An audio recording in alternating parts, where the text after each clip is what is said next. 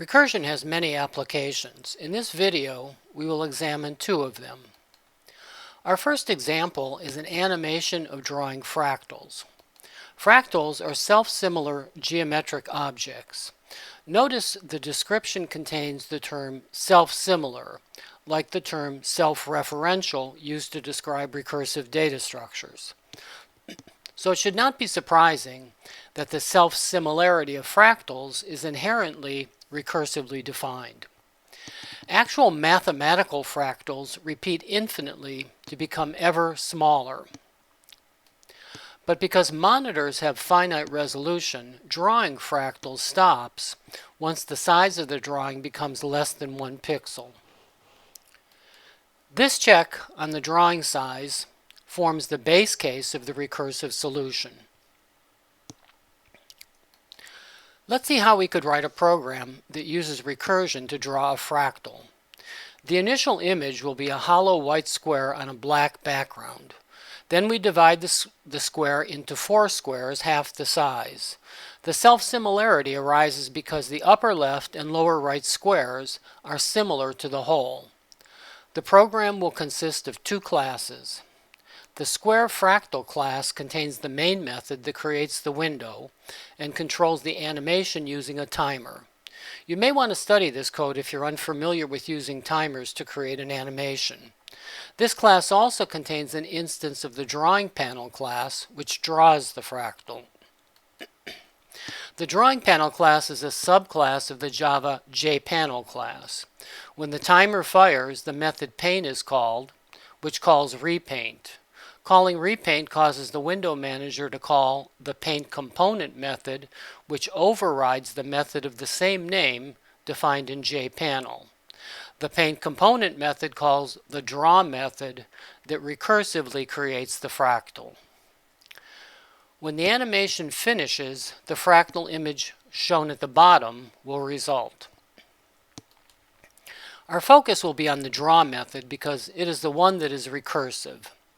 It is passed the xy coordinates of the square, its size, and the depth, which specifies the number of steps in the animation to execute. The base case is when depth exceeds current depth, which is an instance variable of the class that is incremented each time paint is called. The hollow white square is drawn, the size cut in half, and then the upper left and lower right squares are recursively painted. This method is doubly recursive because there are 2 recursive calls, and also tail recursive because those calls appear last. Because it is tail recursive, it could easily be written with iteration. So let's execute this and watch what it looks like as it progresses. So notice that at each step, more and more squares are being drawn until the animation completes.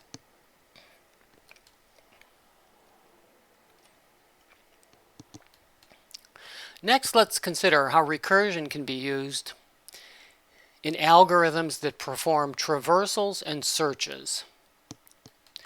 The traversal of a data structure, like a list, tree, or graph, involves visiting all its component elements. Searches that involve finding a match for a particular target value or condition often involve a traversal, especially for unsorted structures. Recursion can simplify traversals. We will discover that this is especially true when we consider traversing trees and graphs. Although we have not yet studied those data structures, searching a maze provides a visual depiction of the traversal process. Searching a maze is actually very similar to a graph search. This maze example has a number of classes because in addition to just performing the search of a maze, it animates that search. The depth maze class contains the main method, and it also contains a search method that defines the type of search that will be performed. This search method will be provided to the maze class to perform the search. The reason we have decoupled this method is that we plan to revisit this example later and use a different type of search. The maze GUI class defines the window and the buttons that control creating a new maze and initiating a search. It contains an instance of the maze graphic class.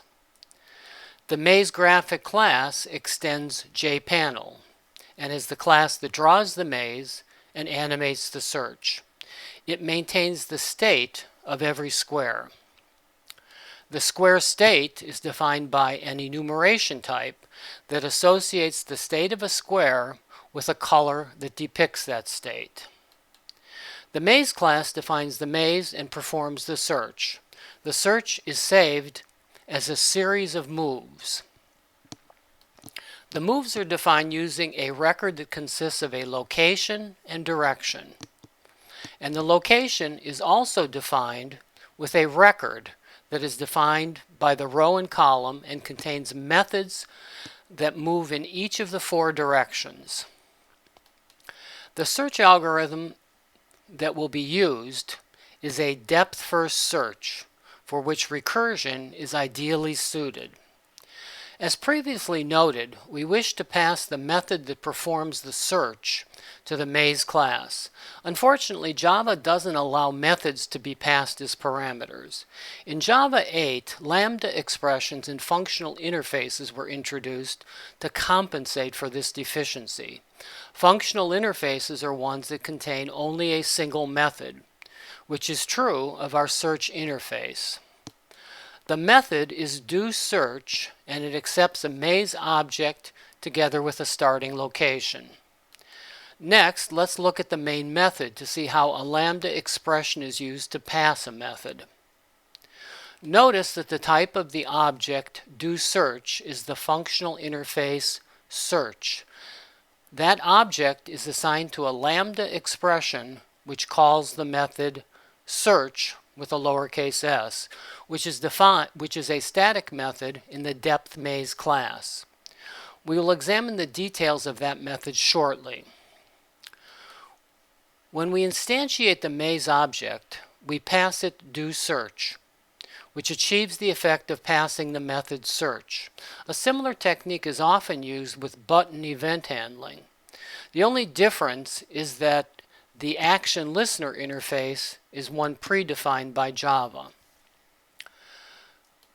The maze object is then passed to the constructor of the maze GUI object. Now let's examine the search method that we referred to previously. It is where the recursion is used, so it is of greatest interest. It is supplied the maze and the current location. Recall that every recursive method must have at least one base case. Checking whether this location can be visited is the first one. A location cannot be visited if it's outside the bounds of the maze, it contains a blocked square, or it has already been visited. So that the search can be subsequently animated, the moves of the search are saved by calling the addMove method, which will add it to an array list of type move. Checking whether this location matches the goal is the other base case. That is accomplished by calling the checkIfGoal method that will throw an exception if the goal has been reached. It is the simplest way to terminate the search. These 4 method calls are all recursive calls, one call for each of the 4 possible directions. Upon exit, another move is recorded. The second parameter reflects whether the move is in the forward direction. When we watch this animation, we'll see the significance of this direction. The other parts of this program worth examining are the 2 record declarations. Records were added in version 14 of Java. They can be used in place of classes of immutable objects. They alleviate the need to write a considerable amount of boilerplate code. The compiler provides a constructor, get methods for all fields, an equals method that does a deep comparison, and a meaningful toString method. The move record contains two fields, the location and direction that are specified after the record name. No other code is required. The location record has two fields, a row and a column. In addition, 4 methods are provided that create moves in each of the 4 directions. Notice that these methods do not modify the record. No modification is possible because record objects are immutable. What is done instead is to create a new location record based on the current one. So watching the animation should help you visualize how the recursive calls work. So let's run this. And notice that yellow is the target, so if it's able to find it, it will stop when it reaches that target. So we'll perform a search, and as the squares turn gray, they've been visited. The blue square is the current square. Notice what happened right there. It turned red. When it turned red, that was an indication that we were going backwards. We were backing out of the recursion.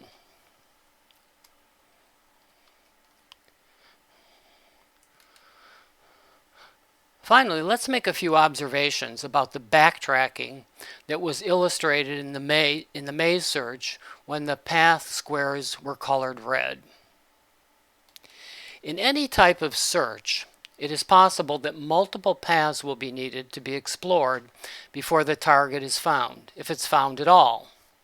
So it's possible we will explore a path that does not satisfy our search. Backtracking is necessary whenever we explore a path that fails. Because recursion is ideal for problems that explore any search space, it also simplifies the situation when backtracking is necessary. At the point before the recursive call, we are going deeper into the recursion. If you examine the code in the search method, you will see before the recursive calls is where a forward move was added to the list of moves. After the recursive call is when backtracking occurs. So in the search method, that is the point where a backward move was added.